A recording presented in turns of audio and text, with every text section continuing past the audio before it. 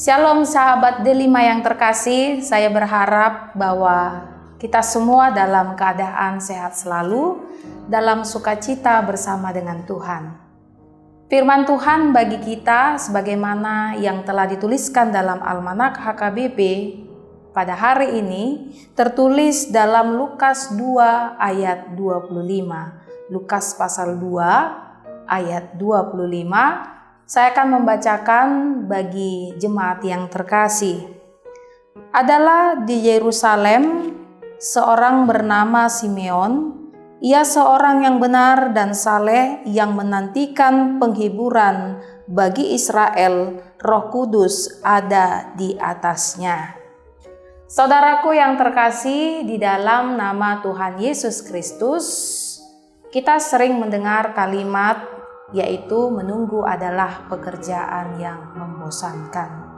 Namun tidak dapat kita pungkiri, menunggu adalah pekerjaan yang sering sekali kita lakukan. Suka atau tidak suka, dalam keseharian kita, tanpa kita sadari, kita sering menunggu. Kita katakan saja saat kita berada di bank untuk dilayani oleh bagian teller ataupun customer service, maka kita perlu menunggu sampai nomor antrian kita dipanggil. Hal yang lain berikutnya, seorang yang telah mengikuti ujian, maka dia harus menunggu untuk melihat hasil dari ujian yang telah dia ikutin. Selain itu juga, seorang ibu yang sedang mengandung, maka dalam penantiannya menyambut kelahiran sang buah hati, ada beberapa bulan lamanya dia dalam penantian menunggu sampai sukacita itu sampai.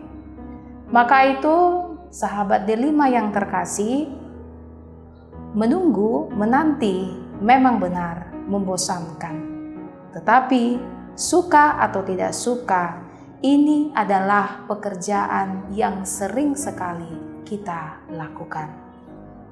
Dalam nats firman Tuhan yang menyapa kita pada hari ini, sebagaimana yang menjadi renungan harian, kita diperkenalkan dengan seorang tokoh yang bernama Simeon. Siapakah Simeon ini? Dikatakan dalam firman ini bahwa dia adalah orang yang benar dan yang saleh. Dia dikatakan sebagai orang yang benar karena Simeon hidup di dalam kebenaran firman Tuhan. Dan dia dikatakan sebagai orang saleh karena dia adalah pribadi yang setia dalam beribadah di bait suci. Saudaraku yang terkasih dalam nama Tuhan Yesus Kristus, Simeon ini adalah satu tokoh yang sudah begitu lama menunggu akan kedatangan seorang Mesias dalam kehidupan orang Israel.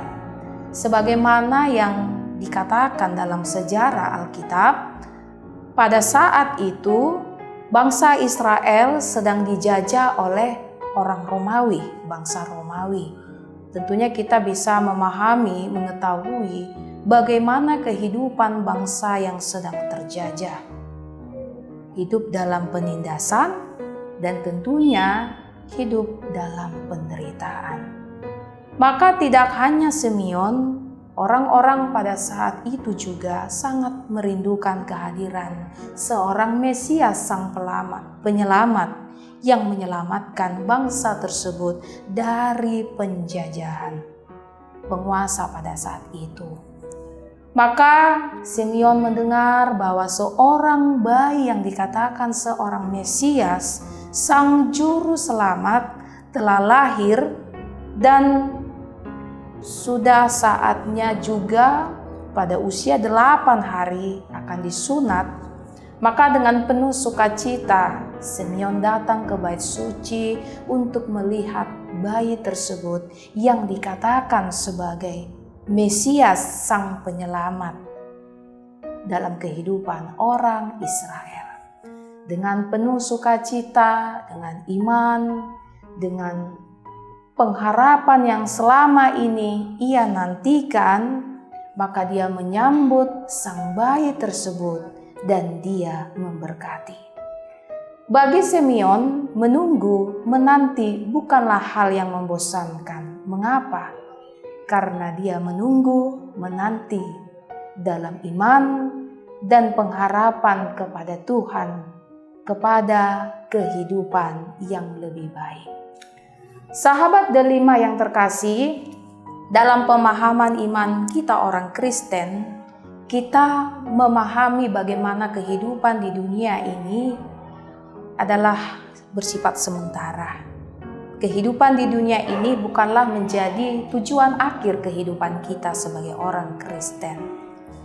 Kita selalu diingatkan bagaimana kedatangan Tuhan yang kedua kali yang akan menghakimi setiap manusia yang ia ciptakan sesuai dengan apa yang diperbuat selama hidupnya. Maka dapat dikatakan, selama kita hidup di dunia ini, maka pengharapan akan kedatangan Tuhan yang kedua kali ini yang akan selalu menjadi pengharapan bagi setiap kita orang percaya untuk tetap bersukacita meskipun kita harus menanti ataupun menunggu kedatangannya.